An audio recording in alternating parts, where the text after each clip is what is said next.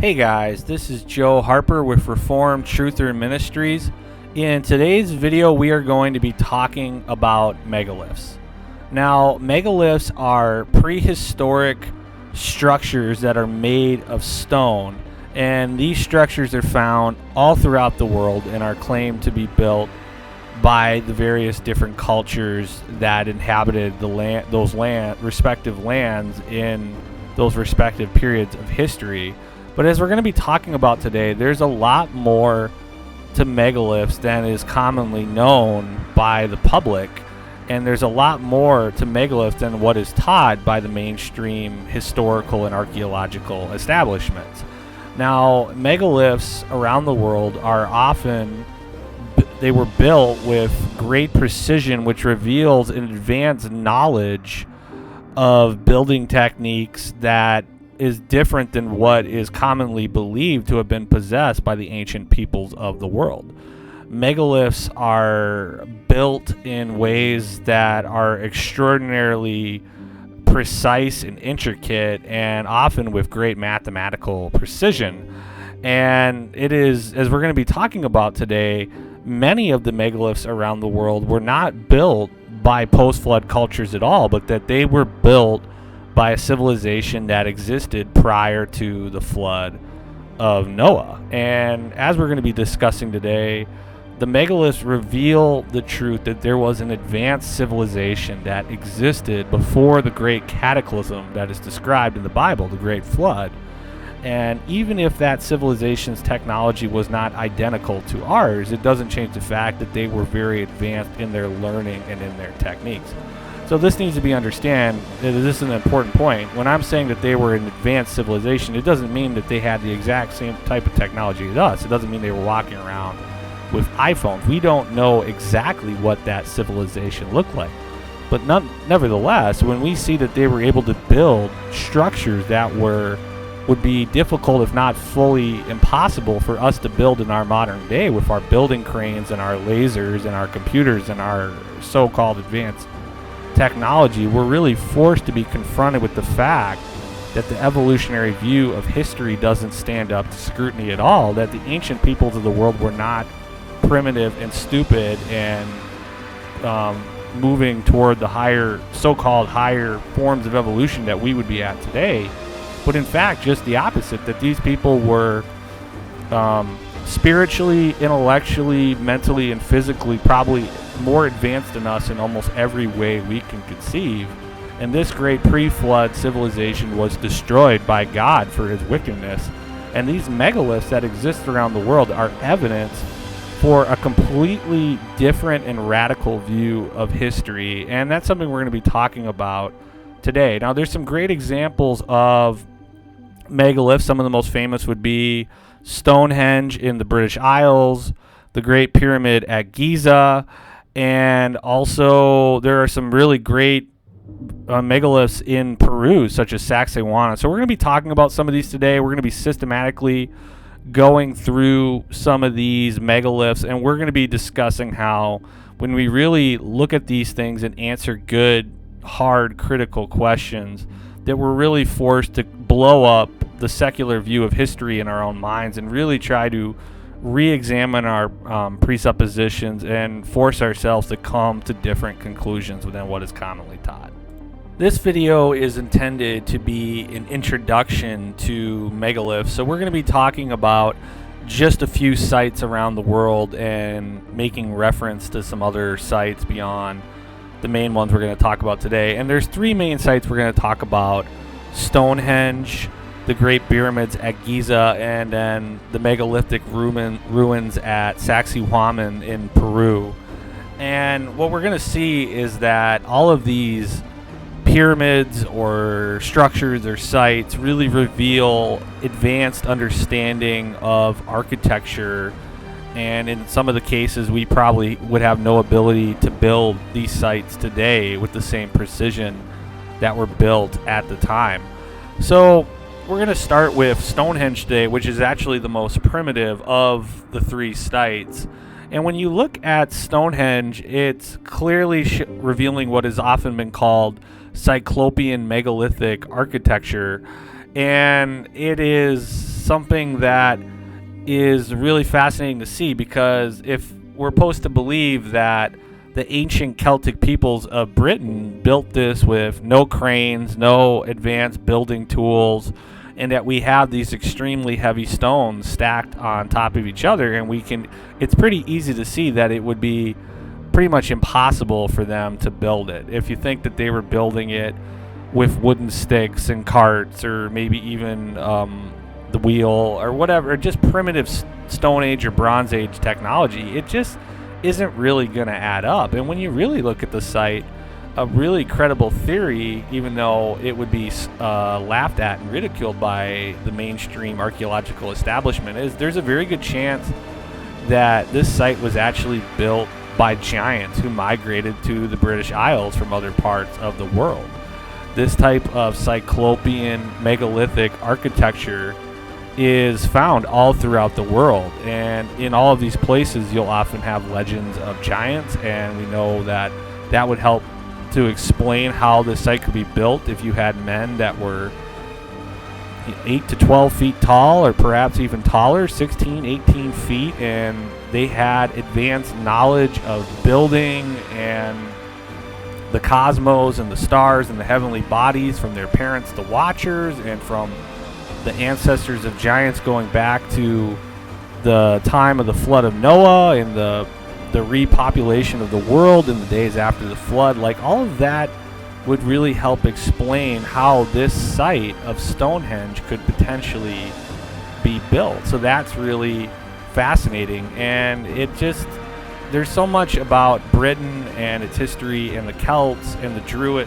This is supposed to be a religious site that was used by the Druids. We know that human sacrifice was practiced here, and even the practice of human sacrifice itself, it's obviously a dreadful pagan religious practice that has been practiced all throughout the world. But even that goes back to this idea of the giants and cannibalism, and that they really, all of those practices really line up with the history of the world that we see, where the Watchers came down, they cohabitated with human women, they produced giants, and eventually the giants consumed the world's resources to the point where they began to eat human beings for their very survival, because they were so parasitic on the landscape around them.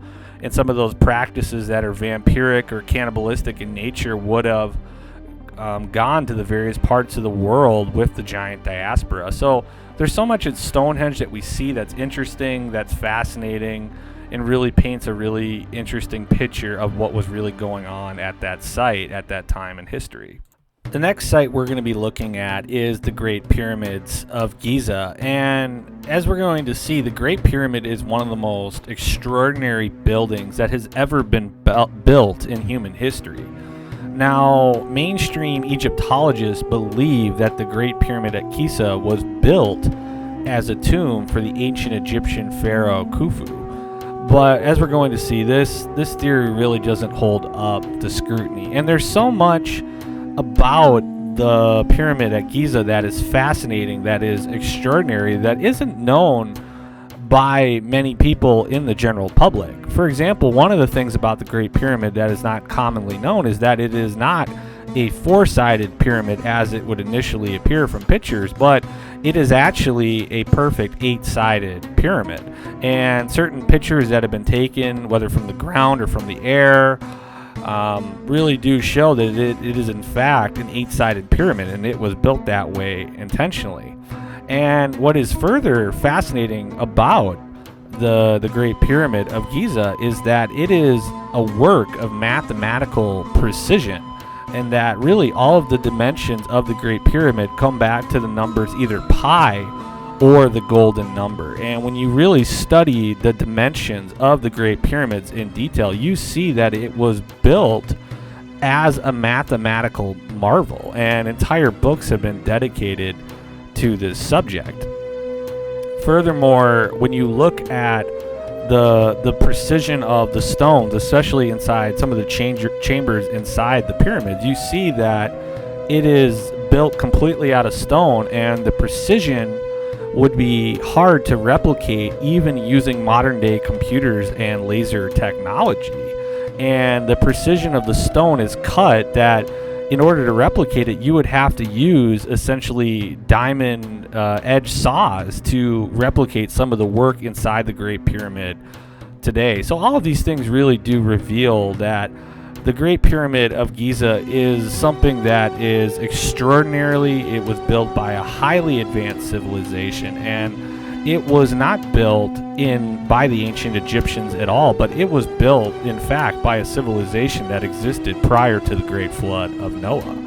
Now, this would be something that would be laughed at, scoffed at, ridiculed by mainstream historians and archaeologists, but it is something that, in fact, really does stand up to the scrutiny of history, and that can be demonstrated even by a quotation from the ancient Jewish historian Josephus, where he really says in great detail he held the view that it was the ancient Sethites that lived in the antediluvian world who built the Great Pyramid.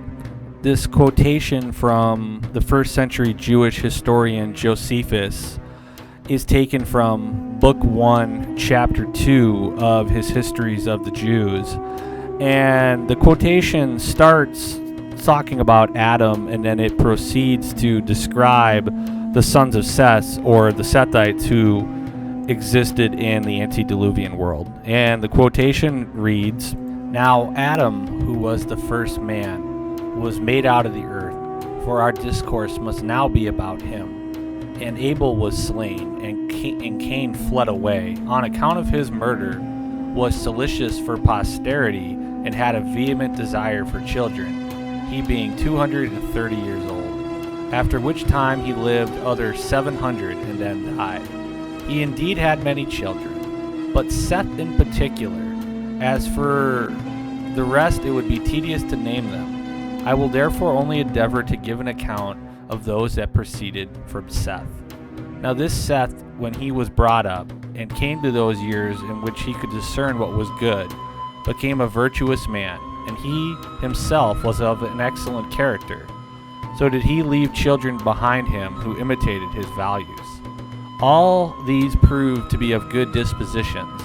They inhabited the same country without dissensions, and in a happy condition, without any misfortunes falling upon them until they died. They were also the inventors of that peculiar sort of wisdom which concerned with the heavenly bodies and their order, and that by their inventions might not be lost before they were sufficiently known.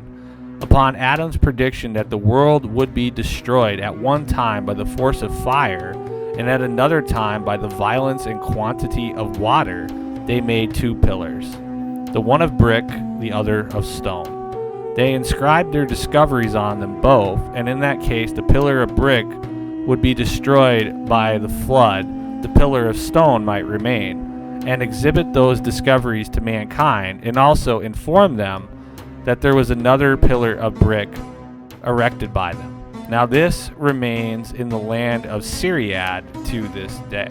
And just to clarify, the land of Syriad is in reference to the Great Pyramid of Egypt. So this is really fascinating because of the fact that this is telling a tale. This is from the histories of Josephus, and Josephus is saying that the virtuous, the righteous Sethites who were serving the Lord Yahweh were the builders of the Great Pyramid, which is referenced here as this pillar of stone. And they're saying that this Great Pyramid was built by the righteous sons of Seth, who had great knowledge of the heavenly bodies, and that it was built before the great flood of Noah, and that it is still surviving in Syriad, or in Egypt, to this day. So this is a fascinating historical account by Josephus, who believed that the pyramids were built before the flood of Noah. The thesis put forward by Josephus that the righteous sons of Seth were the ones who built the Great Pyramids is in fact a very credible thesis. It is indisputable in my mind that the Great Pyramids are in fact antediluvian structures built before the Great Flood. And there are really only two credible theories for who could have built the pyramids. Now, the first theory is the one we just heard from Josephus, that the righteous sons of Seth were the ones who built the pyramids. And as I've said, this is in fact very possible. The only other candidates that would really seem to be likely would be that wicked agents under the care of the Watchers would have been the ones who built the pyramids, perhaps even the Nephilim themselves.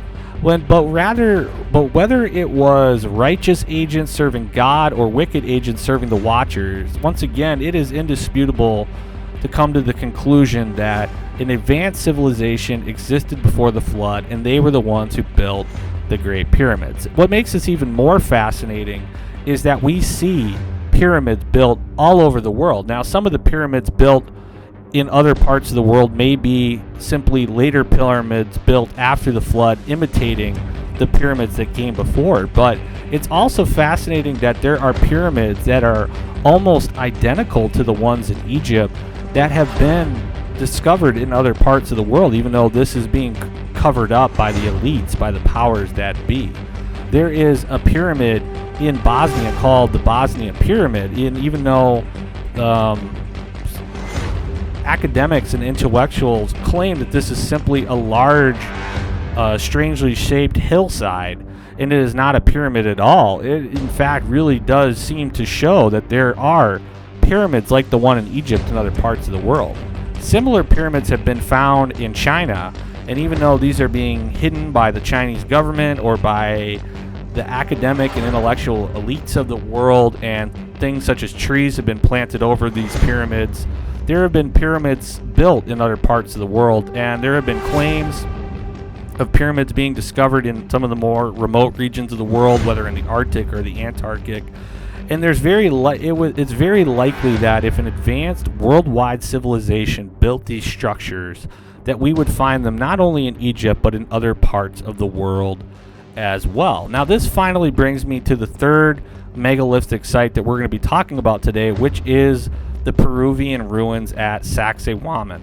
Now, when you look at the structures that are built there, we have these massive stone walls, and it's claimed that they were built by the Incan Empire, but with the technology that was available to the Incans prior to their conquest by the Spanish, it is almost impossible that they were the ones who built the walls at Sacsayhuaman. And what is much more likely is that they discovered ruins that were built prior to their civilization, and they simply adopted them and used them for their own purpose. Now, when you look closely at the stones at Sacsayhuaman, you see that they are extremely large and they are very precisely fitted together. These walls have been proven to be essentially earthquake proof. They have been indestructible even in the inhospitable region where they are at, and it is shown that these stones are placed so closely together that you cannot even fit a piece of paper between them. There is no mortar or cement used in their construction, and we are still flabbergasted at how this could have been built by so-called primitive ancient peoples. And the ruins at Sacsayhuaman are some of the most extraordinary in the world. I would even argue that in many ways they are just as extraordinary as the pyramids that we find in Egypt, and that is really saying something. But we have these large stone walls that are fit together extremely precisely, often with very intricate patterns between the stones, and there's no mortar used, no cement used, and we can't even fit a piece of paper between them, so we don't even know how the stones were fitted together. And it's very likely that once again that some of these ruins are in fact antediluvian pre-flood ruins. It is almost irrefutable to come to any other conclusion than that once you have your eyes open to the lies that are pushed by, once again, the mainstream historical and archaeological establishments that are working to cover up the truth of history from the masses of the world. So all of this is extraordinarily fascinating. So now that being said, what we've looked at today is only a small portion of the megaliths that are available around the world to study and look at. We haven't even talked about the giant statues on Easter Island, which we could get into, and that supposedly was built by people using canoes with logs and pieces of wood. That doesn't make any sense. We see that some of the structures built around the world align very intricately with the heavens above, and we have pyramids that have been even found under the water in places like the seas in between China and Japan or in the Indian Ocean. We have pyramids or advanced structures found in the waters below, and it's just so clear that the ancient peoples of the world had far greater wisdom and knowledge and understanding of technology than we've given them credit for, and that the evolutionary Darwinian view of history simply doesn't stand up to scrutiny, which makes the megaliths one of the most interesting historical topics that we can be looking at today, because it completely changes our paradigms for understanding history. And this is why the study of the megaliths are so important. But as I always say, guys, don't take my word for it. Do your own research, do your own thinking. But it is irrefutable too that there is an increasing number of people, both in secular communities and in more biblical Christian circles, that have been studying these sites, looking at these sites, and whether they may disagree on many things because of their respective worldviews, but one of the things they are agreed on is the established narrative for history isn't holding up to scrutiny any longer. Even non-Christians who have come to drastically different views than the biblical worldview have still been able to have enough independent thought to see that the mainstream narrative for history doesn't add up any longer. So, as I always say, guys, don't take my own word for it. Do your own thinking, do your own research, and the megaliths are definitely a topic worthwhile of intense and deep study. So this has been an introduction to the megaliths. This is Joe Harper with Reformed Truther Ministries. God bless everybody. If you enjoyed this video, then check out our website at www.reformedtruther.com.